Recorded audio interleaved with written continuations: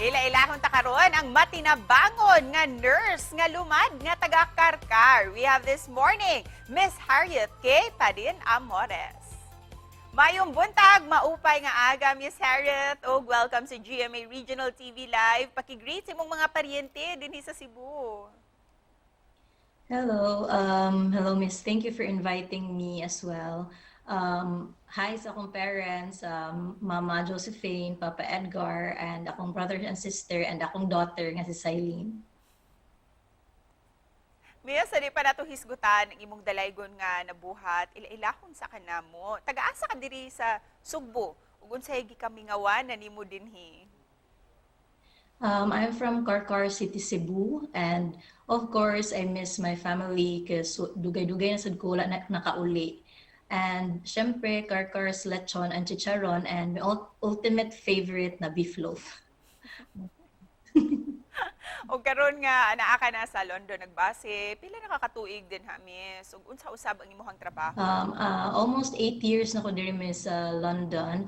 I am an ICU nurse. I work in a government hospital, or what we call NHS here, the National Health Services, for 7 years. And then 9 months ago, I moved to a private hospital. Gawa sa imong pagka-nurse, we heard na you're into sports gayud, especially running, kining mga marathons. What's your main goal?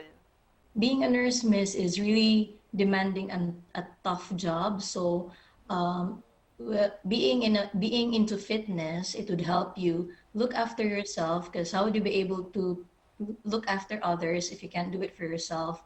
So, muna siya na into exercise ko, since it's a diversion activity for me as well, especially itong COVID pandemic, because it was the only activity that we can do outside, exercise and running, because gyms were closed and you can't even meet people or your friends because of the lockdown. And then because of running, I've met new friends, and then mga more experienced runners na nag-inspire na ako to do marathons more. So I managed to do some marathons and completed it. And katong sa amo ang private hospital, nag-share kami nila, nag-ask me if they can allow us to bond with the team, with the ICU team, and join the A610K. So nag-agree sad sila, gi-sponsor mi, gihatagan mi og fund, and then now moto nahuman na mo ang A610K. Was this your first time, Miss, to join a 10K race? No, it's not my first time.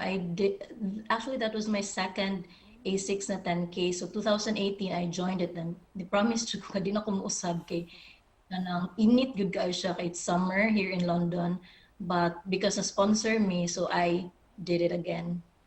And talking about marathons, let's talk about katong imong dalaygon kay nga gibuhat sa imong kaubang runner. Unsa istorya kabahin ato? During that day, it was 27 degrees good siya before we even started the run. It was bright and sunny. Days prior, ang organization, they already told us na mag-hydrate because it's gonna be very warm during that day. And during the padung na jud ko sa finish line ato, I was already exhausted, and I'm very determined na I'll get a less than an hour time goal for my 10K. But then few meters away sa finish line, I saw both of them na nag-struggle. So katong other lady na sa right side, she actually looked at me, and then I was already running towards them.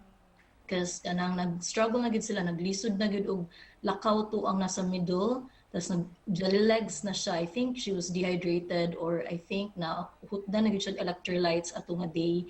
So side by side, gi-hold na mo siya, and nag-walk na lang ni padung sa finish line. So around that time, murag naka-think ko, ala dili na nako mako akong time, but it's fine. Kanang what's more important during that specific moment kay to get her the medical aid that she really needed. Unsa nagdagan si mong hunahuna while helping that runner? Oh, I was wearing the Philippine flag on my t-shirt. It was our official t-shirts, akong run club diri sa London. So it's called Pinoy Runners London. And then na-think lang nako to wear that t-shirt kay para it's really kuan ka na ma-feel proud ka na wearing your Philippine flag dito. Tas ang mga tao kay nakamakadung ka na go Philippines, go Pilipinas, go ate. And we heard nga aduna mo'y fundraising this coming August. Kandi take this opportunity to share this. This August, we're trying to do another challenge, the Mount Kilimanjaro. We're gonna hike Mount Kilimanjaro in Africa, the highest freestanding mountain, for 7 days. So now we're doing altitude trainings to maanad among body sa low oxygen level dito. So along with my friends, there's 7 of us Filipinas that is climbing we're climbing that mountain in August. We're trying to do a fundraise as well, the Young Focus charity, kanang kay Catriona Gray, o di ba, pang Miss Universe, Miss Universe, din, kanang if we wanted to put it out there because to help children go to school. And lastly, what's your message of hope para sa ato ang mga kapuso dinhi sa Central ug Eastern Visayas? Also, like what I said earlier, run your own race, run in your own pace, and run in your timeline because eventually we'll get there sa life's finish line. That's it. And thank you for sharing your story with us, Harrieth. Daghang kayong salamat.